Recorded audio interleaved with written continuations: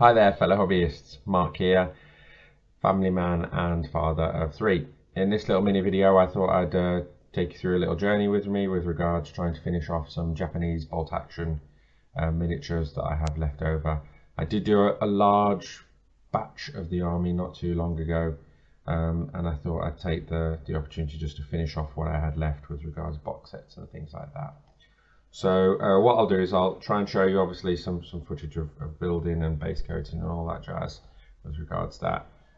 What I've got to do in this project is I've got two Type 97 Chihas to do, which will go nicely with the tanks that I've currently got for the Japanese Army, and one box set of Japanese Infantry 30 models in there, which I'll paint up and demonstrate as well.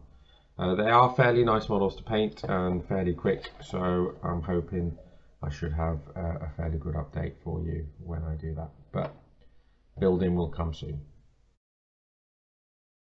This little video I thought I'd do something slightly different and get started straight away and show you the mini project that I've been doing with regards Warlord Games' bolt action game. I've been trying to finish off some Japanese.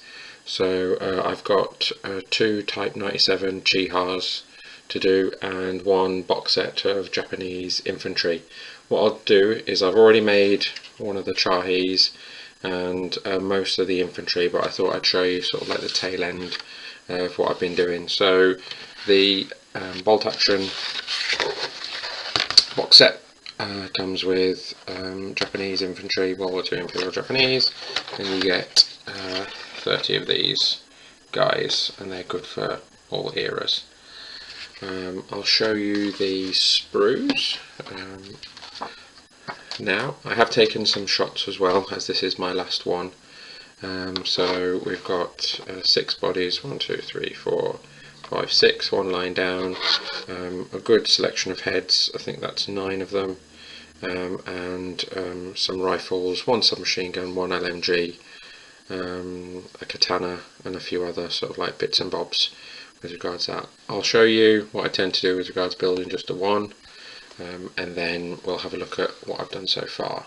In that box set you obviously get the bases, you get flag sheet, which is kind of like steered how I'm going to build them, so I've got 3 banner bearers basically to compensate for that, and you get your little sort of like help sheet explaining what's on the sprue part wise and some examples on the one side. Okay, right then, so I tend to hoard, and so I've got a half finished sprue here. I've kept it for backpack options and a few other sort of like odd bits and bobs, and I have kind of like put some pieces aside because I do want to make an SMG, an LMG, and sort of like a little bit of musician because I haven't done it for this particular unit. So let's get cracking, and I shall show you what I tend to do. Now I tend to do them in 6s because that's what comes on a sprue, but for this purposes I'm just going to do the one off just to show you from start to finish how I build it. As always, as you probably realised, I tend to clean with a knife and then sort of like tally up with the file if I just need a bit of a sort of like a smoother finish, or I just can't get it with a knife. So I've got the base, and then what I will do, I will make a running SMG dude. So I've got running one here, so I shall snip away.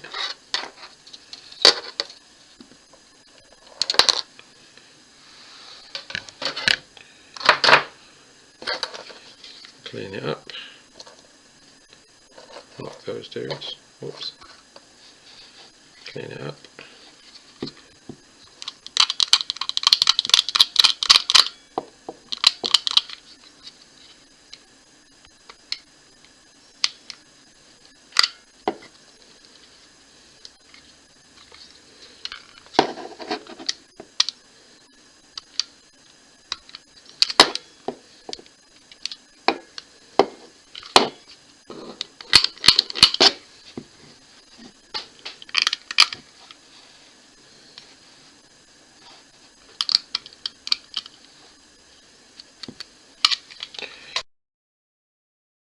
Right then, don't know what happened there. I think the video cut for some reason. So all I've done is I've glued the body to the base. I've cut the two arms for the SMG.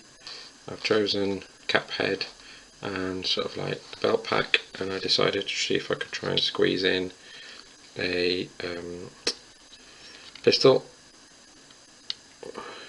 on his belt as well. So all the pieces been cleaned up, so hopefully it should be dry enough now for me to try and get the arms on. So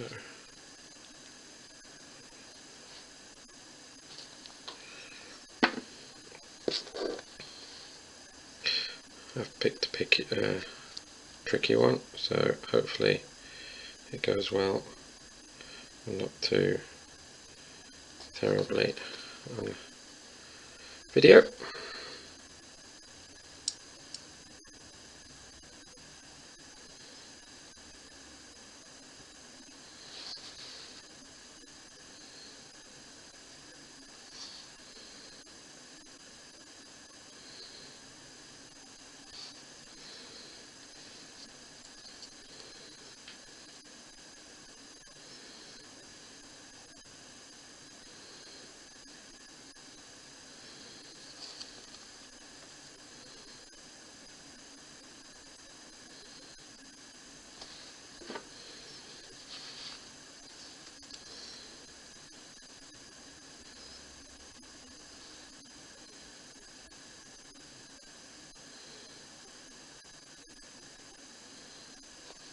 I'm sure there's an easy way of doing this. By all means, if you know of one, let me know.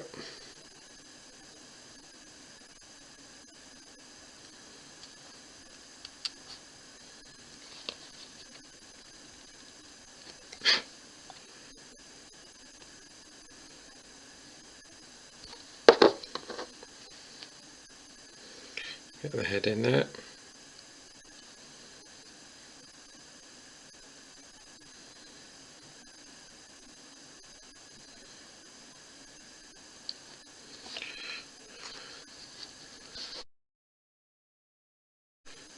There you go, refocused it so at least you can see him a little bit better. Okay, and then try and get all his webbing and sort of like gear on. See if I can squeeze on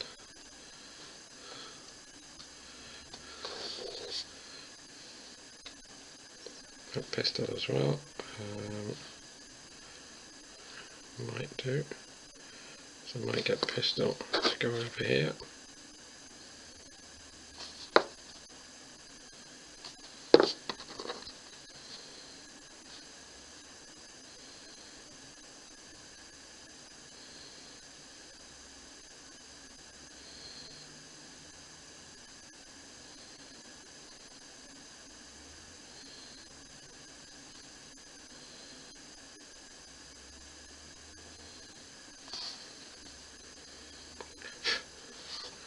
Okay, so there he is, done and ready.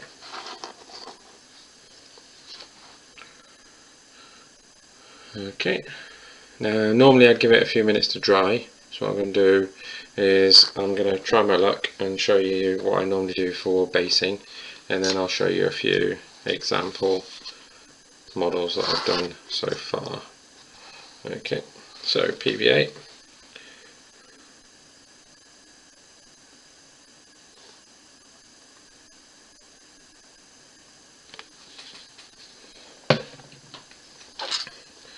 Sharp pointy stick, just to spread it out a little. Not too sharp obviously, don't want to hurt myself.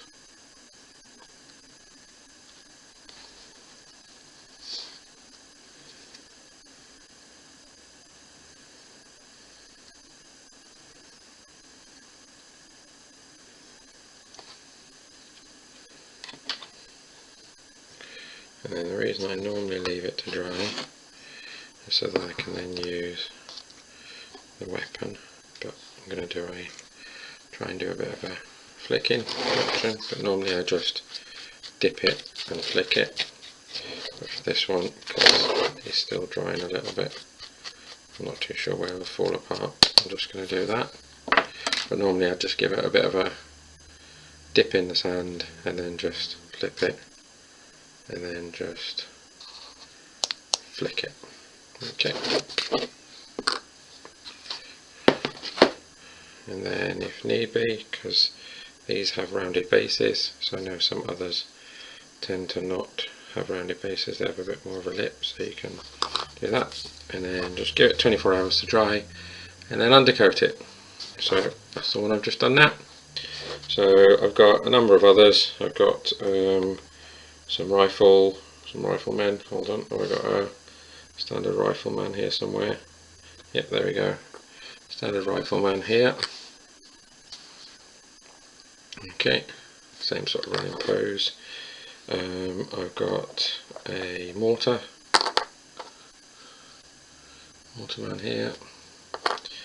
I've got some guys with the suicide lug mines, which are just the banners clipped off with a mine at the end. I do have some banner dudes. Also, the banner dudes get a rifle because they're not on the suicide mission. And what I also tried to do for this lot is I got some backpacks from my British and American, just to kind of like mix it up a bit to make them a bit different. So I've got 10 dudes with some backpacks, some British ones and some American ones. I know it's not historically accurate, but I just thought it'd mix up the army a little bit so that they don't all look samey. Also, it allowed me just to have a bit of a kind of like a bit of a cheat. So I've got these dudes with some British backpacks, but they've also got the mortar on there as well, so I can kind of like say they're either just riflemen or they're mortar dudes if I'm playing a game, just so it's a little bit more obvious.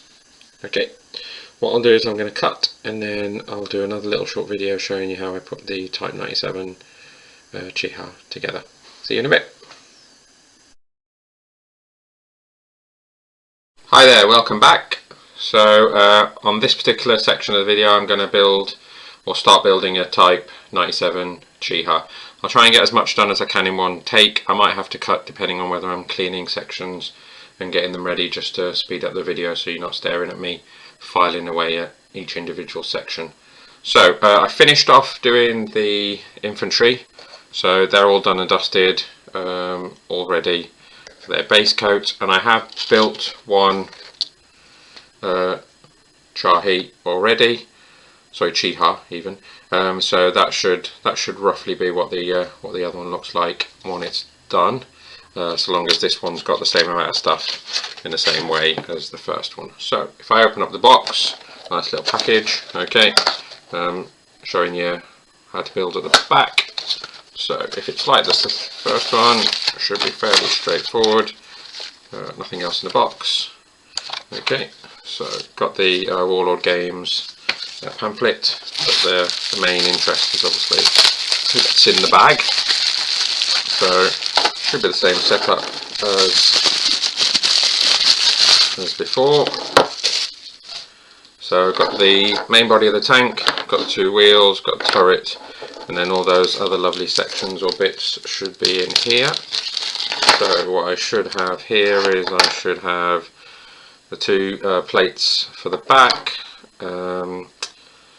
covers for the portcullises, not portcullises, obviously the turret holes, the tank driver boxes, section for the turret, two guns, and howitzer cannon. So it looks as though it's all there. So normally what I tend to do for the metal sections is I just trim off the flash, and then just give it a file down. A lot easier to do with a file on the metal sections than it is the knife. So just a quick sort of like file down, just to get rid of those mold lines as such, just to kind of like get rid of those. So that's what I will do with all the metal sections. Okay, now with the resin sections, there tends to be a bit more flash on those, depending on how obviously it was cast. That the previous one had a bit of flash on it. This one doesn't look too bad actually, so it'll be quite easy just to clean up. Now I can either just peel it off as such, or I can just use the knife just to kind of like scrape it off. I tend to try and avoid using a file with a resin because it can be sometimes a bit brittle and crack or break off in chunks. But this one looks fairly clean, so it shouldn't take me too long to clean that up, as is the turret. So what I will do is I'll clean all these sections up and then move on to the gluing part. I'll glue one or two sections up and then cut it again, and then we'll do what it looks like at the end. I'll see you in a second. Hi there, welcome back. I'm just going to do this next little segment, if you like. I'll glue a few of the parts together just to show you what it's like, and then finish it off camera, so you're not stood there staring at me for very long. I'll just do some basics, and then once I've got it all together, you can see the final product, which should hopefully look very similar to the one I've already done. And then the last step will be just to have a quick discussion on how I've got on. Okay, right then. So I apologise for my Gorilla Glue. It's not as new as it used to be, and as such can be a bit thick. So what I've got here is I've got the Chi-Ha, and it has these little novels for the front, which match up with those on here, so that should sort of like match up nicely there. You might want to give it a bit of a dry fit before you glue. So first things first, I'll get the tracks on.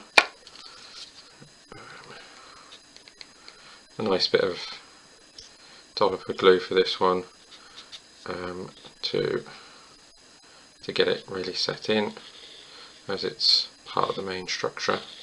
I don't generally do this much for the other parts. Okay, so I do both sides, that way then I can hold it in place for a little bit until it dries. There you go.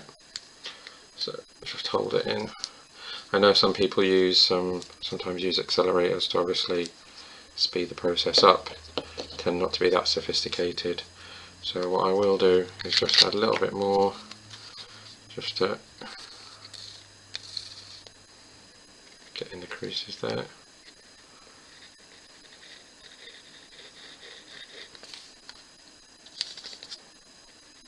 And on this side. Right then. So while that's drying, turret, obviously you don't glue so that it can move around nicely. And then what we do is I'll stick the box. There's a little pin here. Just see if you can see that there, and that marries up with a little hole here. So I tend to glue that one there. And then these little plates here match up either side here.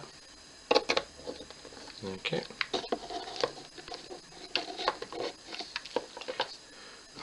As such, and then the little hatches, those two go there, and then this one goes on the turret. Now, from what I remember, Japanese hatches tend to open front, so that the crewman is stood behind it as opposed to back, what it used to be.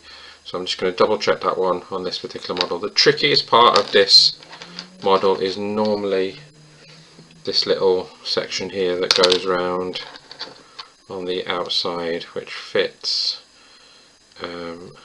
sort of like something like that. Now what I tend to have to do is kind of like marry this up first, and then sort of like gently lay it and then let it dry. But that's generally the trickiest part that particular model. So what I'm going to do is I'm going to glue all the other pieces. This one will have a crew member stuck out with his binoculars, just in case I need a commander. So I'll cut it now and then show you the finished model in a few seconds. Right then, welcome back for the final section of this video. I will take some pictures, some stills of the glued up models and made models, just so you can have a better look. But this is the second chi hat that I've made. After making it, I did recall that there are some tricky areas.